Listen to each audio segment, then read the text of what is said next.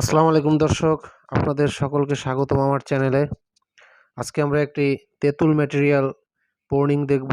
আমি এটাকে আসলে ম্যাটেরিয়াল বলতেছি এই কারণ আমার কাছে মনে হচ্ছে এখনও আমি এটাকে পূর্ণাঙ্গ একটি বনসাইয়ের শেপ দিতে পারি নাই।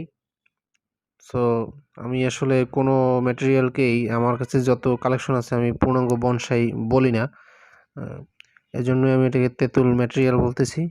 তো চলুন, একটা মোটামুটি প্রি শেপ এটাতে আছে, তারপরও দেখব এটার রেমিফিকেশন কতটা ডেভেলপ করা যায়। চলুন দেখা যাক। দর্শক, প্রথমে আমি এর ওভারঅল একটা লেআউট দেওয়ার চেষ্টা করছি।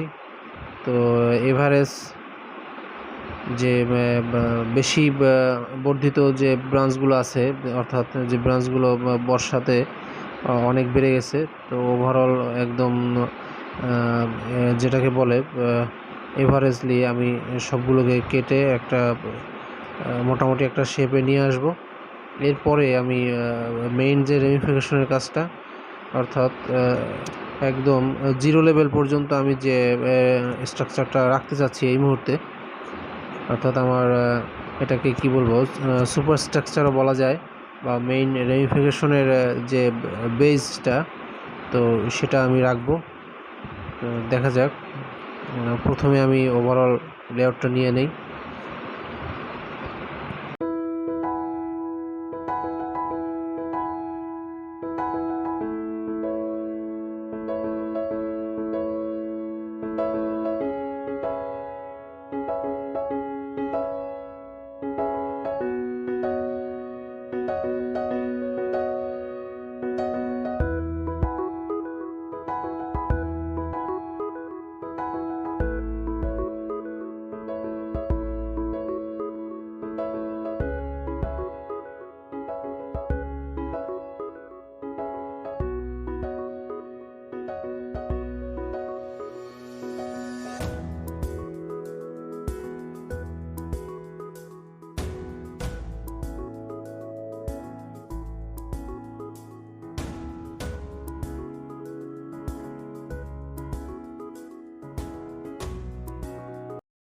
দর্শক, তাহলে মোটামুটি আমাদের আজকের যে প্রথম দিকের কাজটা শেষ।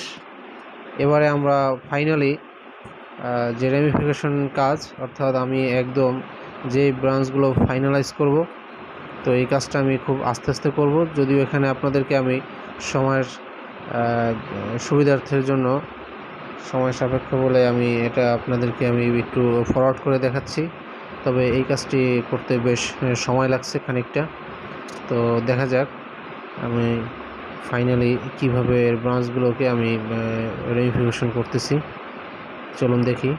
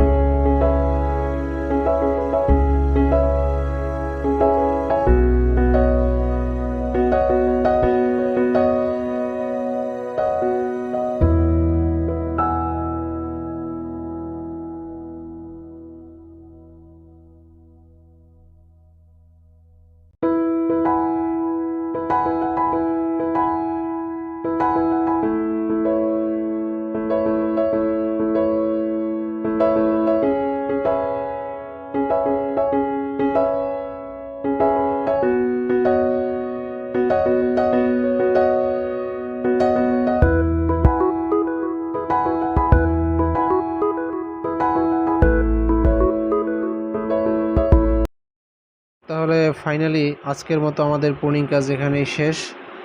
তো দেখতে পাচ্ছেন এটাই ছিল, এবং এটাই ছিল ফাইনাল রেমিফিকেশন যেটা আসছে। আমি ক্লোজ থেকে দেখাচ্ছি আপনাদেরকে। দেখুন এখানে আমার কাটিং টুলসটিও আছে, কনকেভ কাটার। এটা দিয়ে আমি যেটা ফাইনাল রেমিফিকেশনের কাজ করছি, অর্থাৎ প্রুনিং। এখানে অনেক আগের প্রিভিয়াস কিছু ব্রাঞ্চ ছিল যেটা আমার কাটা ছিল, ওগুলোকে আমি একটু ফিনিশিংয়ে নিয়ে আসছি। এবং দেখুন অনেক ব্রাঞ্চ নেই এখন আর গাছটিতে। অনেকের হয়তো ভাবতেছেন যে সব কিছু কেটে ফেললাম। আসলে বনসাই করতে গেলে আপনাকে অনেক স্যাক্রিফাইস করতে হবে, এবং স্যাক্রিফাইজিং ব্রাঞ্চ যেগুলোকে আমরা বলি বনসাইয়ের ভাষায়, তো সেই ব্রাঞ্চগুলোকে আপনার ফেলে দিতেই হবে।